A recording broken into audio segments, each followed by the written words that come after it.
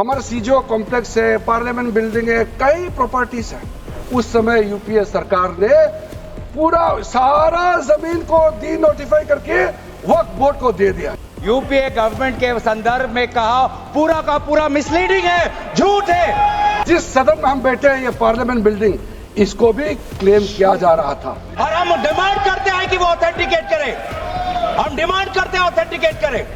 लोकसभा में आज वक्फ board bill पेश कर दिया गया। इस बिल को पेश करते हुए किरण रिजिजू ने कई दावे किए और एक दावा यहां तक किया कि एक वक्त ये था कि दिल्ली वक्फ बोर्ड ने इस संसद भवन और यहां के आसपास की जमीनों को भी वक्फ संपत्तियां बता दी थी, जिसमें साल 2013 में यही यूपीए सरकार जब हुआ करती थी, उस वक्त इन्होंने बकायदा उसको मान भी लिया था और लगभग देने की तैयारी तक कर ली थी। इस तरह के दावे के बाद विपक्ष और सरकार में तनातनी हो गई।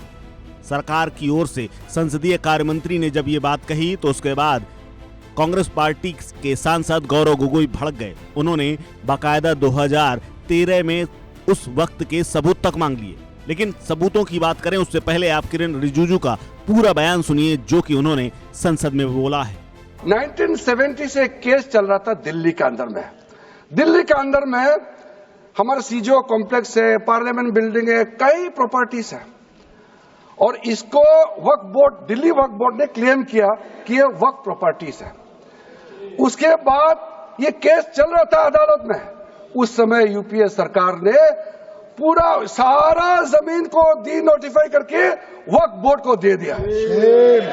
123 प्रॉपर्टी। अगर आज हम ये संशोधन लेके नहीं आते तो जिस सदन में हम बैठे हैं, ये पार्लियामेंट बिल्डिंग, इसको भी क्लेम किया जा रहा था। एयरपोर्ट, बसंत विहार, और अगर नरेंद्र मोदी जी का सरकार नहीं आते, अगर यूपीए का सरकार कंटिन्यू रहता तो क्या क्या बिल्डिंग को डी नोटिफाई किया जाना था। 123 प्रॉपर्टी को तो डी नोटिफाई किया। मैं रिकॉर्ड में कह रहा हूं, अपने मन से कुछ नहीं कह रहा हूं, मैं ऑफिशियल रिकॉर्ड का बात बता रहा हूं अध्यक्ष महोदय। किरण रिजिजू के बाद गौरव गोगोई बोलने के लिए खड़े हुए। दरअसल वक्फ बोर्ड पर आज 8 घंटे की बहस है और इस बहस के बाद ही वोटिंग के माध्यम से इसको पास किया जाएगा। लेकिन उससे पहले संसद के अंदर गहमा गहमी देखने को मिली। गौरव गोगोई ने इसे झूठा करार देते हुए किरण रिजिजू को घेर लिया और कहा कि अगर जो बात संसद में कही गई है उसको साबित करना चाहिए।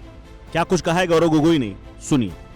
तो इन्होंने 2013 यूपीए गवर्नमेंट के संदर्भ में कहा पूरा का पूरा मिसलीडिंग है, झूठ है और हम डिमांड करते हैं कि वो ऑथेंटिकेट करे।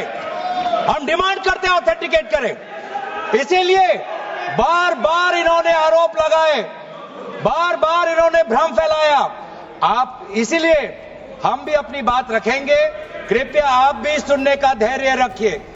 हालांकि गौरव गोगोई के इस चैलेंज के बाद सरकार की ओर से कोई जवाब नहीं आया और ये बहस आगे बढ़ती चली गई। लेकिन संसद के अंदर क्या वाकई में किरण रिजिजू ने झूठ बोला या कांग्रेस पार्टी ने क्या सच में उस वक्त दिल्ली वक्फ बोर्ड के दावे को मान लिया था या फिर मानने का मन बना लिया था? इस खबर में फिलहाल इतना ही। अपडेट्स के लिए बने रहिए वन इंडिया हिंदी के साथ।